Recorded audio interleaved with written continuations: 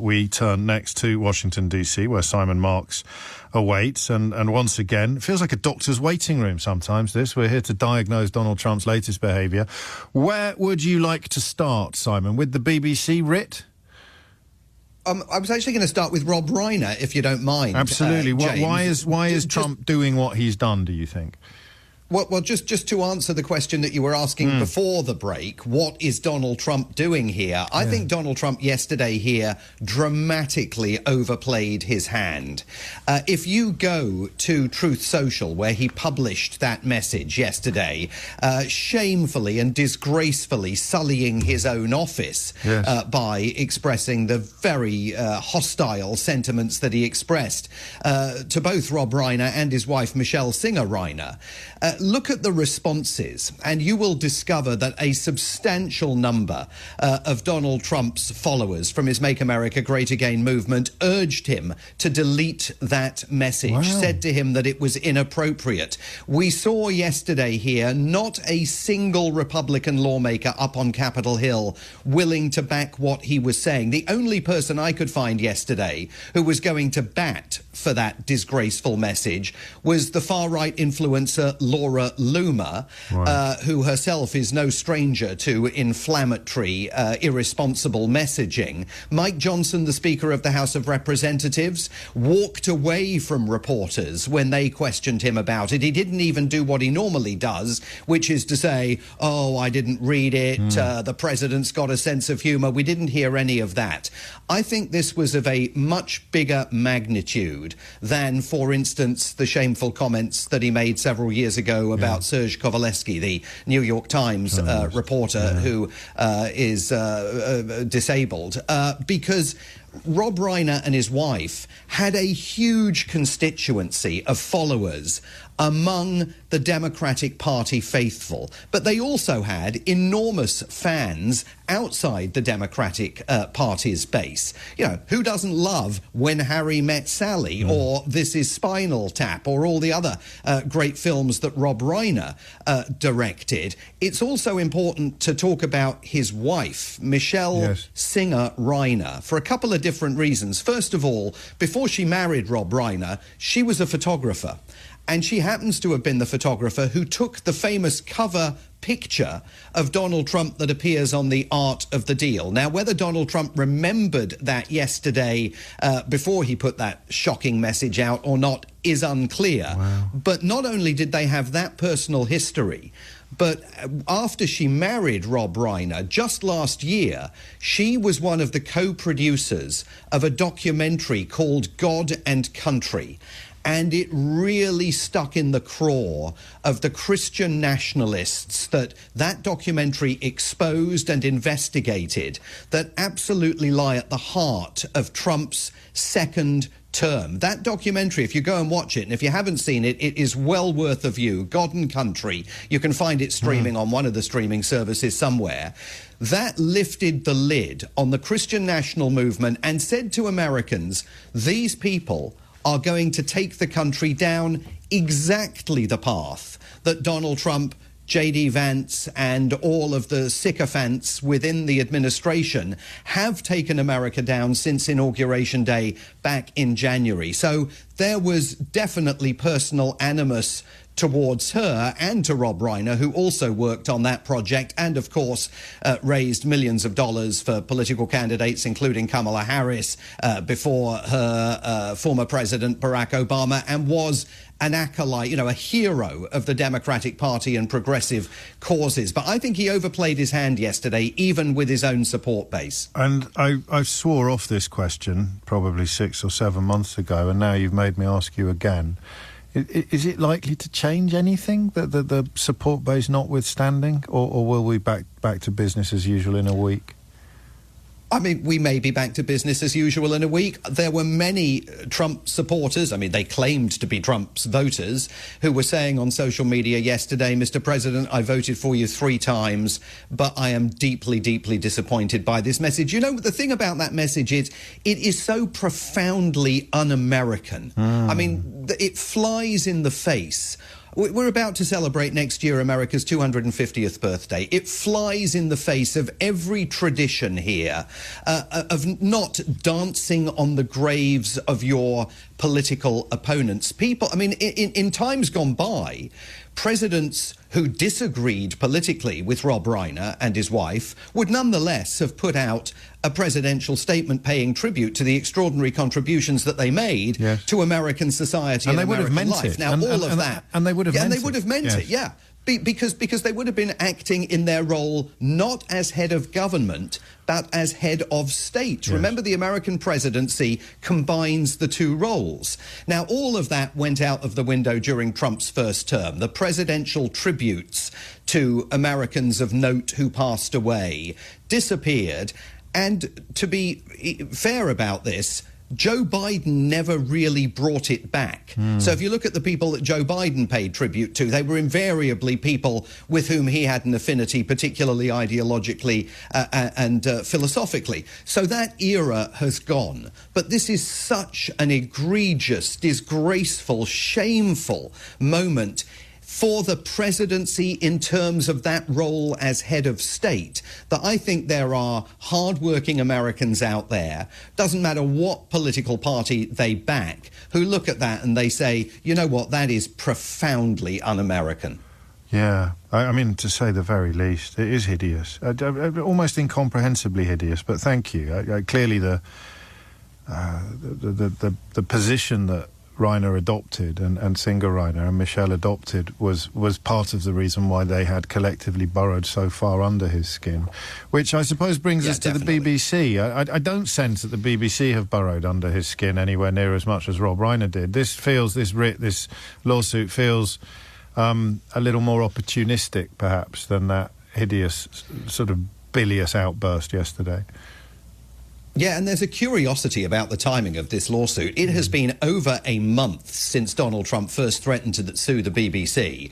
And we're very used to Donald Trump making all sorts of threats to sue all sorts of people, and most of them he doesn't follow through on. So I was thinking last week, you know, maybe this thing has gone away. Maybe the lawyers spent more than a month trying to figure out if they had any legal justification for bringing this lawsuit whatsoever, even, you know, especially in the Sunshine State of Florida. And then suddenly yesterday, and it was out of the blue at the White House after some event in which he pinned medals on people from his border force for doing all sorts of brave things, apparently, in keeping immigrants out of the country. After that, suddenly he went off on a riff and told us that the lawsuit was imminent. Let's take a listen to what he said yesterday in the Oval Office. In a little while, you'll be seeing I'm suing the BBC for putting words in my mouth, literally. They put words in my mouth. They had me saying things that I never said coming out. I guess they used AI or something. So we'll be bringing that lawsuit. A lot of people are asking, when are you bringing that lawsuit? Even the media can't believe that one. They actually put terrible words in my mouth having to do with January 6th that I didn't say. And the beautiful words that I said, right? The beautiful words, talking about patriotism and all of the good things that I said, they didn't say that, but they put terrible words. They actually have me speaking with words that I never said. And then, of course, late last night, that lawsuit drops, and it's been filed in the Southern Division of the U.S. District Court in Miami. And if you read all 33 pages of it, I mean, I think that there will be many legal analysts who think that it is very thin legal gruel. I mean, he's suing the BBC, demanding $5 billion for defamation and $5 billion for breaching the Florida Deceptive Trading Practices Act. The lawsuit is unable to identify a single viewer in Florida who watched the documentary, complained about it, and then changed their vote as a result of viewing it. Instead, if you read the lawsuit, the BBC is presented, who knew, as this broadcasting powerhouse in Florida, with its content available to millions of Floridians whom apparently it influenced. I mean, buried in this lawsuit is the evidence of the president's star witness, no less an authority, this is the wording of the lawsuit, than former Prime Minister Liz Truss. This changes everything. Who, according to the... I mean, right, changes everything, right? She discussed the bias, the need to hold the BBC accountable, and the BBC's pattern of actual malice. It complains about the words used by many analysts that were interviewed by the BBC, including the former Labour Secretary Robert Reich, Heather Cox-Richardson, the politics professor at Boston College. It even complains about the fact that it took a clip of the BBC News coverage of Kamala Harris's convention speech in Chicago last year, and it complains about the fact that the sound is brought up of a BBC reporter or presenter saying that the mood in the room as she took to the stage was electric. Now, all of that is going to be completely covered by America's First Amendment, which guarantees freedom of speech. And notably, this lawsuit doesn't quote any of the myriad Trump supporters who were given free rein during the course of that hour-long documentary to explain why they were backing him for a second term. And as we've noted before, the day after that documentary was transmitted, television critics in the newspapers back there in the UK all hailed it for having avoided the trap of using a sledgehammer to crack a nut and having actually given Trump supporters an opportunity to explain why they wanted him back in the White House. So, look, I mean, I think it's eminently defensible. I know there are calls for him to, on the BBC, to settle this in short order and get rid of it. But I think they've got a real chance. I mean, it may be that the judge simply looks at the complaint, and as a previous judge did with the complaint against the New York Times for $15 billion, just throws the complaint out and says there's no merit to the complaint. But let's see where it goes. Is it? I mean, listening to him there, I just read the first line because people may not have seen it. This action concerns... I don't know, have you ever been on a pound a word, Simon, when you've been writing for newspapers? or you've been writing an essay? Not a pound, mate. Not a pound a word. Well, you've been watching the word count in the top right-hand corner of the screen and just waiting to get over the line so you could go to the pub. That's what this reads like. This action concerns a false, defamatory, deceptive, disparaging, inflammatory and malicious depiction of President Trump. I think they've run out of adjectives. But... again, you've done it again. You've tempted me back into trying to sort of doing the cryptology of Trump. In that clip you played, it sounds like he's not actually quite clear about what he's accusing the BBC of. He sounds as if he thinks it was an AI depiction of him saying words that he never said, where it is, and actually in the writ, they don't put the correct edit in. They remove quite a large chunk that appears between the two clips that were spliced together by the BBC. So again, that would undermine a case you'd imagine in a normal law court. But he doesn't seem to understand what he's accusing the BBC of in that clip. Yeah, we should be absolutely clear. There is no connectivity between what Donald Trump said in the Oval Office yesterday and what the lawsuit alleges. I mean, we know whether he knows it or not, we know the BBC did not put words into his mouth.